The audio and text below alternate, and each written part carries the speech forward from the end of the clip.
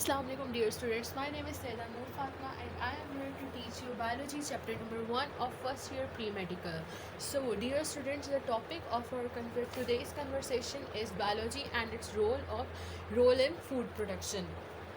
जैसा कि आप सबको पता है, आप लोगों ने मेरे पिछले लेक्चर्स अगर लिए होंगे तो आप लोगों को पता होगा कि हम लोग कहाँ से कंटिन्यू कर रहे हैं और हम लोग अपने स्मार्ट सिलेबस के अकॉर्डिंग पढ़ रहे हैं बायोलॉजी का चैप्टर नंबर 1, जिसका टॉपिक है role of biology in food production. और ये इस चैप्टर का लास्ट टॉपिक है और बहुत ही इम्पॉर्टेंट लॉन्ग है बोर्ड के लिहाज से, और ये इस चैप्टर का लास्ट टॉपिक भी है। हम लोगों ने पिछले सारे टॉपिक्स अगर आप लोग देखना चाहते हैं तो आप लोग मेरे पिछली वीडियोज़ को देखें, लाइक करें, शेयर करें और सब्सक्राइब करें। तो हम लोग अब स्टूडेंट्स हम लोग role of biology food production में हमारे ये हम लोग जो वर्ड ही सुनते हैं तो हमारे जहन में क्या आता है कि बायोलॉजी का रोल, बायोलॉजी किसको कहते हैं, स्टडी ऑफ लाइफ, ठीक है ना। तो बायोलॉजी का रोल फूड प्रोडक्शन में, यानी वो फूड को किस तरह बना रहा है और वो फूड को प्रोडक्शन में उसने कितनी हेल्प की है बायोलॉजी ने।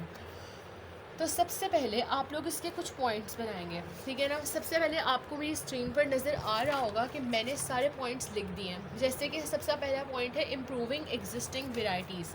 इसका क्या मतलब होता है स्टूडेंट्स? इसका मतलब होता है कि आप किसी चीज़ की जो वेराइटी है और उसको आप जो अच्छा कर रहे हैं और आप उसको डेवलप कर देते हैं किसी अच्छी चीज़ के अंदर। तो जैसे कि मैं आपको इसका बताऊंगी तो इसका मतलब होता है डेवलपिंग एंड इम्प्रूविंग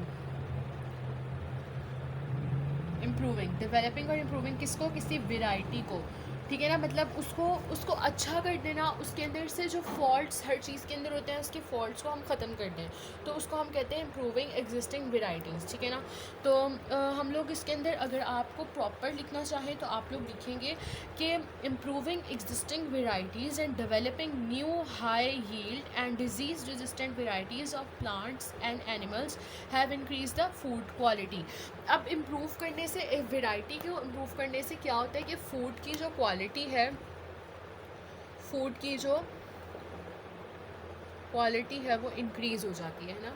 तो फूड की जब क्वालिटी इंक्रीज़ होती है तो हमें पता होता है कि हमारा जो काम है वो बायोलॉजी फूड प्रोडक्शन में उसका बिल्कुल सही रोल जा रहा है। तो इसको कहते हैं हम इम्प्रूविंग एग्जिस्टिंग वेराइटीज़। अब मैं अगले पॉइंट को एक्सप्लेन करूँगी और आप लोग ये पॉइंट्स लिख लीजिएगा। ये बहुत अच्छे पॉइंट्स बने हुए हैं और आप लोग यही लिखिएगा, ठीक है ना। तो अगला पॉइंट है प्लांट्स एंड एनिमल्स ब्रीडर्स। अब ब्रीडर्स क्या होते हैं, ब्रीड करवाते हैं ताकि उनकी जो है जनरेशन जो है वो बढ़े और उसके अंदर जो है वो वैरायटी जो है वो अच्छी हो जाए और उसके अंदर वो जो फॉल्ट्स हैं वो भी ख़त्म हो जाएं। अब प्लांट्स और एनिमल ब्रीडर्स जो होते हैं उनको डेवलप करते हैं हम लोग किस चीज़ के थ्रू, हम इसको डेवलप करते हैं सिलेक्टिव ब्रीडिंग के थ्रू। एक प्रोसेस है सिलेक्टिव ब्रीडिंग, ठीक है ना। आप लोग इसको किससे डेवलप करते हैं, सिलेक्टिव ब्रीडिंग से, ठीक है ना। तो आप लोग इसको सिलेक्टिव ब्रीडिंग से करते हैं।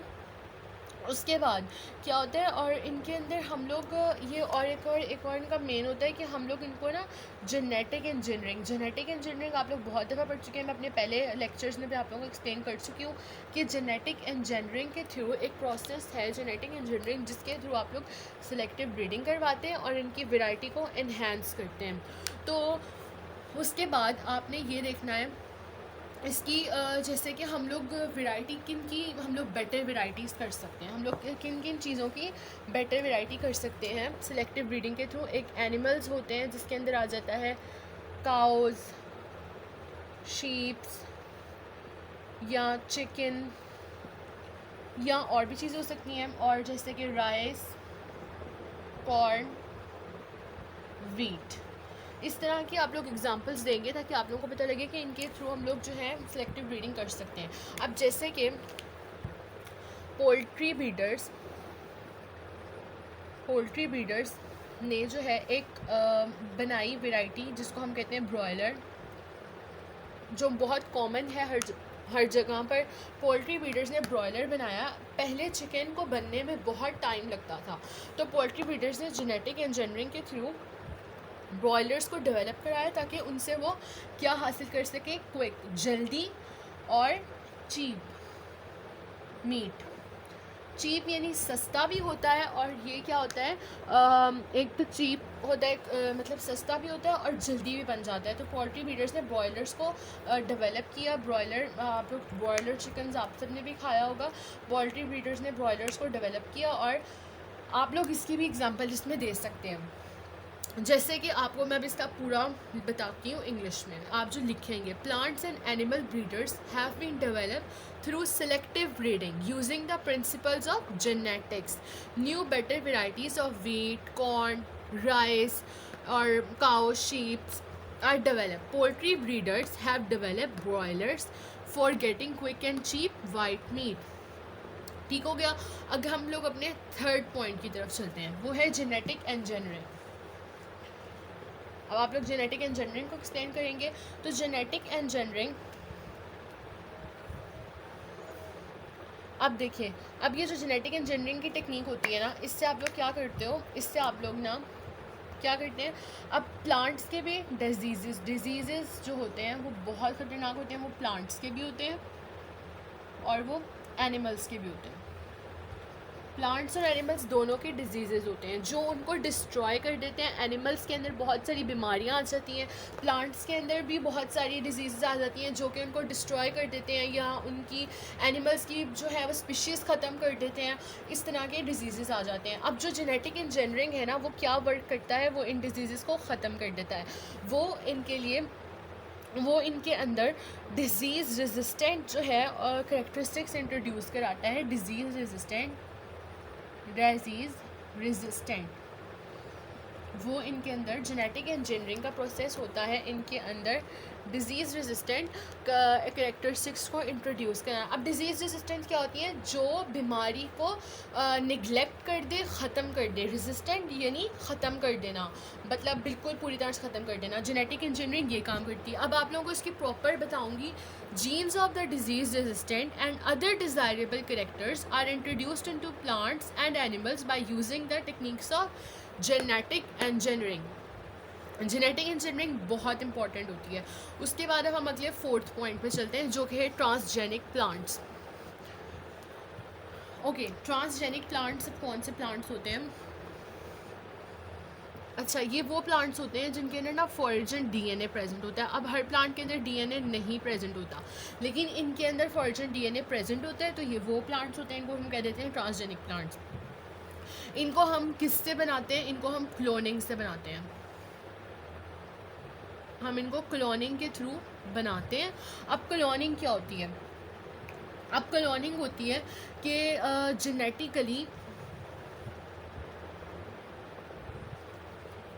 जेनेटिकली ना आइडेंटिकल कॉपीज़ बना देना किसी भी ऑर्गेनिज्म की।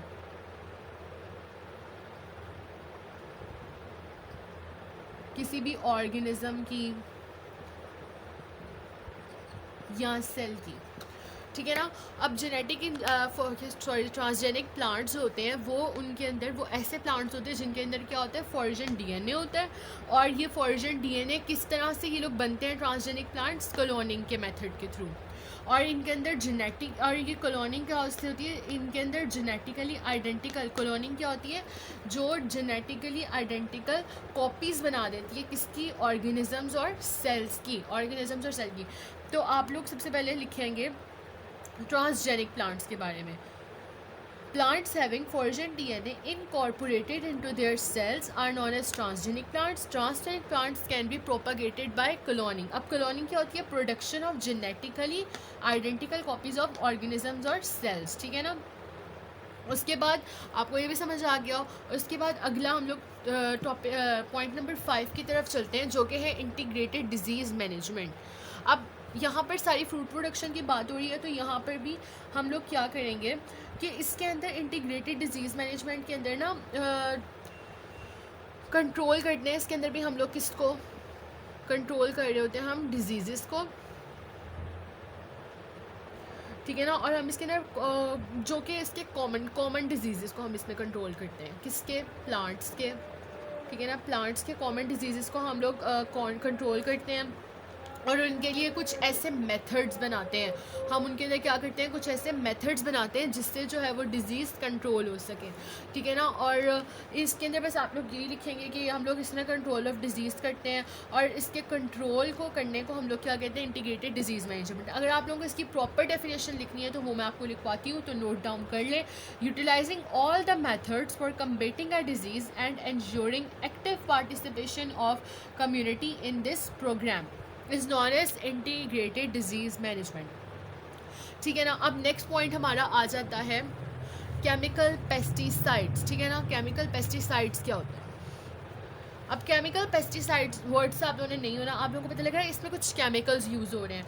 अब ये वो होते हैं, अब ना ये ऐसे हम लोग इनको ना हम लोग यूज़ करते हैं इंसेक्ट्स को ख़त्म करने के लिए। किसके अंदर से? क्रॉप्स के अंदर से, क्योंकि क्रॉप्स के अंदर यूजुअली इंसेक्ट्स आ जाते हैं जो क्रॉप्स को डिस्ट्रॉय कर देते हैं, और उनकी जो सारी उनके अंदर जो होते हैं सारा कुछ वाइटामिन होते हैं, और जो सारा कुछ विटामिन होते हैं उसके सारे जो है उस सबको इफ़ेक्ट्स को ख़त्म कर देते हैं, और वो सारी क्रॉप्स को तबाह कर देते हैं, फसलों को तबाह कर देते हैं सारे इंसेक्ट्स। यानी कि जैसे आप कह लो कि जो कीड़े मकोड़े होते हैं वो फसलों में घुस जाते हैं तो वो सारी फसलें खा जाते हैं।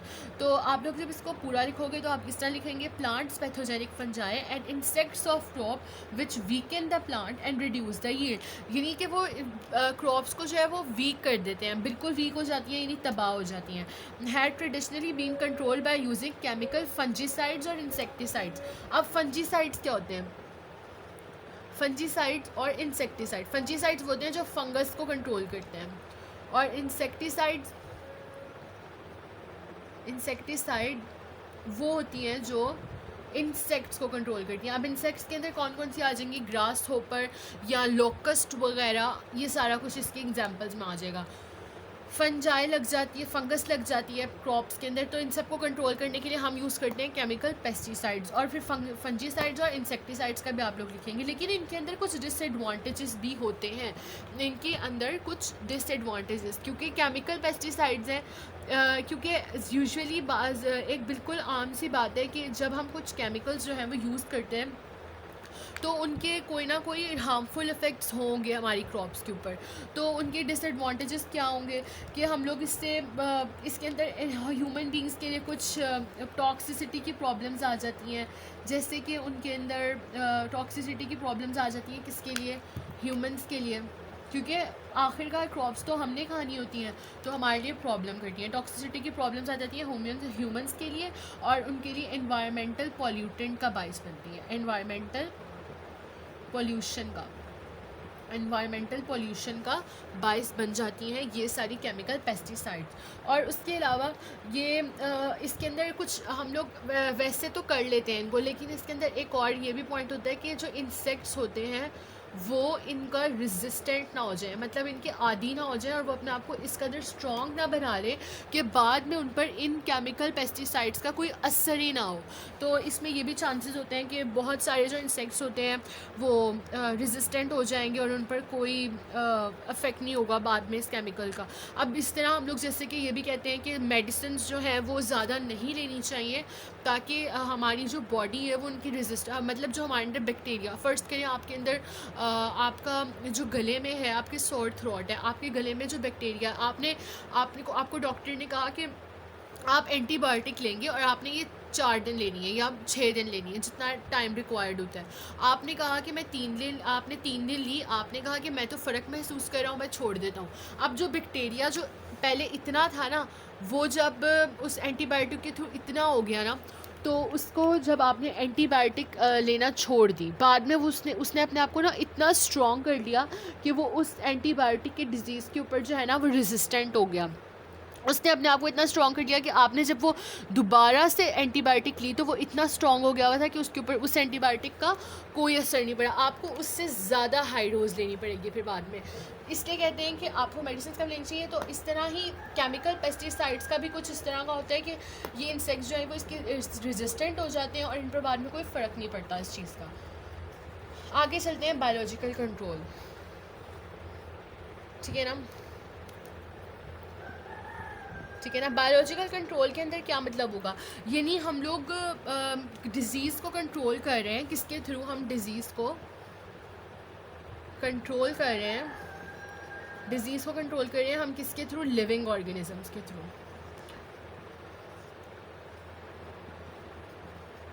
हम आपको इसकी डेफिनेशन ये भी लिख सकते हो कि control of disease by using some living organisms is called as biological control. ये जो होता है ना बायोलॉजिकल कंट्रोल, ये एलिमिनेट, क्या इसकी खासियत होती है कि ये एलिमिनेट कर देता है, ख़त्म कर देता है किसके इफेक्ट को? केमिकल पेस्टिसाइड्स के। मतलब इसके अंदर ये एलिमिनेट उसके सारे अफेक्ट जो होते हैं ख़त्म कर देता है। यानी इसके अंदर हम लोग केमिकल पेस्टिसाइड्स को यूज़ नहीं करते, इसके अंदर हम लोग जो है ना पेस्ट्स को हम लोग यानी लिविंग ऑर्गेनिजम्स के थ्रू ही हम लोग दूसरे लिविंग ऑर्गेनिज्म जो हमारी क्रॉप्स को जो है नुकसान पहुंचा रहे हैं उनके थ्रू ही उनको ख़त्म कर देते हैं। जैसे कि अगर हम लोग एग्जांपल लें कि एक एफिड है जो अटैक करता है वॉलनट ट्री, एक ट्री का नाम है, वो उसके ऊपर अटैक करता है। तो हम लोग उसको कैसे बायोलॉजिकली कंट्रोल कर सकते हैं? हम उसके अंदर उसको हम एक और वास्प के थ्रू हम उसको पैरासिटाइज कर सकते हैं उस एफिड को, तो इस तरह से वो कंट्रोल हो जाता है। इसके अंदर हमें केमिकल पेस्टिसाइड्स के हार्मफुल इफेक्ट्स भी नहीं सहने पड़ेंगे। तो लिविंग ऑर्गेनिजम्स के थ्रू ही डिजीज़ को ख़त्म कर देना बायोलॉजिकल कंट्रोल कहलाता है। उसके बाद हम लोग अगले पॉइंट पर चलते हैं, बायोपेस्टिसाइड्स। अब बायोपेस्टिसाइड्स क्या होते हैं? आपने केमिकल पेस्टिसाइड्स और बायोपेस्टिसाइड्स को मिक्सअप नहीं करना। जब आप इसका पॉइंट बनाएंगे तो आपने बस इतना कह देना पेस्टिसाइड्स वही होते हैं जो डिजीज़ को मतलब कंट्रोल करते हैं या क्रॉप्स को सेव करते हैं और इंसेक्ट्स को ख़त्म करते हैं। तो हम इसमें कह देंगे कि कुछ बैक्टीरिया, सम क्या चीज़? बैक्टीरिया, वो भी यूज़ होते हैं किस चीज़ के लिए? बायोपेस्टिसाइड्स में। बैक्टीरियाज जो हैं कुछ, उनको भी हम यूज़ कर लेते हैं यानी बायोपेस्टिसाइड्स में। हम बैक्टीरिया, अब हमारे पास इतने सारे बैक्टीरियाज होते हैं तो उनमें से हम कुछ बैक्टीरियाज को बायोपेस्टिसाइड में भी यूज़ कर लेते हैं। अब जैसे ये एक बैक्टीरिया है, हमारे लिए बैक्टीरियाज भी बहुत इंपॉर्टेंट होते हैं, कुछ जैसे इंसुलिन बनाने के काम आता है कुछ बैक्टीरियाज, इस तरह से हम लोग कंट्रोल कर लेते हैं। उसके बाद हम अगले पॉइंट पर चलते हैं जो कि है हाइड्रोपोनिक कल्चर टेक्निक। अब ये टेक्निक क्या होती है? इसके अंदर हम लोग क्या करते हैं, प्लांट्स को हम लोग ग्रो करते हैं किस में? वाटर में। हम यहाँ इसको सॉइल में नहीं लेते, हम इसके अंदर क्या करते हैं, हम इसको डायरेक्ट वाटर के अंदर ग्रो करते हैं, जस्ट जिसके अंदर हमने क्या डाले होते हैं? मिनरल्स। ठीक है ना। अब इस टेक्निक के अंदर हमने मिनरल्स डाले होते हैं, तो हम लोग क्या करते हैं कि इसके अंदर हम लोग ये इसलिए करते हैं ताकि मिनरल्स, और यहाँ आप सॉल्ट भी कह सकते हो, तो हम लोग ये इसलिए करते हैं ताकि हमें पता लग सके कि कौन सा मिनरल या सॉल्ट जो है वो प्लांट की ग्रोथ के लिए अच्छा है। तो आप इसकी जो प्रॉपर डेफिनेशन लिखेंगे वो ये होगी कि such technique by which mineral requirement of plant can be found by growing plants in aerated water in which minerals and salts have been added is called as hydroponic culture technique. यानी मैंने आपको बताया इसके अंदर हम लोग minerals और salts add करते हैं ताकि प्लांट की हमें ग्रोथ का पता लग सके कि प्लांट को कौन सा न्यूट्रिएंट या सॉल्ट जो है वो अफेक्टिव है उसके लिए। हम अगले पॉइंट की तरफ मूव करते हैं जो हमारा लास्ट पॉइंट है, और वो है फूड प्रिजर्वेशन। अब फूड प्रिजर्वेशन क्या होती है? ये हमारे लिए ये एक प्रोटेक्शन होती है किस चीज़ की? फूड की। ये एक फूड की प्रोटेक्शन होती है, ठीक है ना। तो हम इसको किससे बचाते हैं? फूड को स्पॉइलेज से बचाते हैं,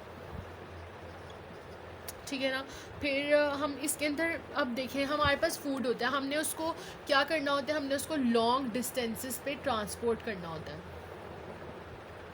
लॉन्ग डिस्टेंस पे हमने उसको ट्रांसपोर्ट करना होता है। अब हम लोग इसके अंदर क्या यूज़ करते हैं? हम लोग इस सारे प्रोसेस को परफॉर्म करने के लिए हम इसके अंदर फूड प्रिजर्वेशन यूज़ करते हैं।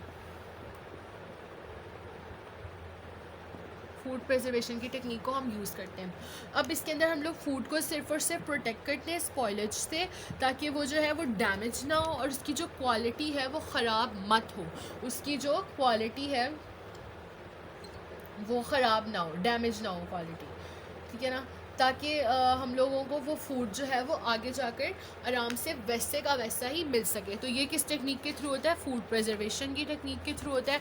जैसे कि अगर आपको मैं बताऊं, इसके अंदर हम लोग जैसे हम पेस्चराइजेशन करते हैं, हम लोग क्या करते हैं? पेस्चराइजेशन, सॉरी,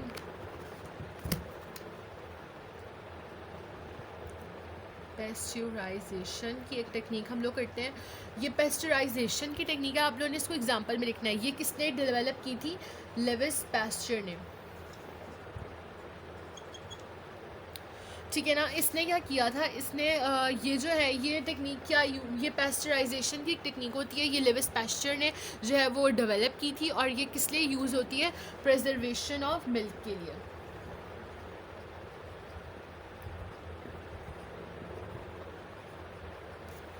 अब पेस्चराइजेशन की जो टेक्निक है वो लेविस पैस्चर ने की थी, और ये प्रिजर्वेशन ऑफ मिल्क यानी मिल्क को प्रोटेक्ट करने के लिए यूज़ होती है, ताकि इसकी क्वालिटी ना ख़राब हो और ये मिल्क ना ख़राब हो। तो हमारा टॉपिक जो है वो एंड हो चुका है। और अगर आप लोगों को कोई भी प्रॉब्लम हो इस टॉपिक को समझने में या कोई चीज़ पूछनी हो, तो आप लोग कॉमेंट्स में मुझसे पूछ सकते हैं। और अगर आप लोगों को मेरी वीडियो अच्छी लगी हो तो इसे लाइक करें, शेयर करें और सब्सक्राइब करें। अपने फ्रेंड्स के साथ भी शेयर करें ताकि उनका भी फ़ायदा हो जाए। अल्लाह हाफ़िज़ और अपनी दुआओं में याद रखिएगा।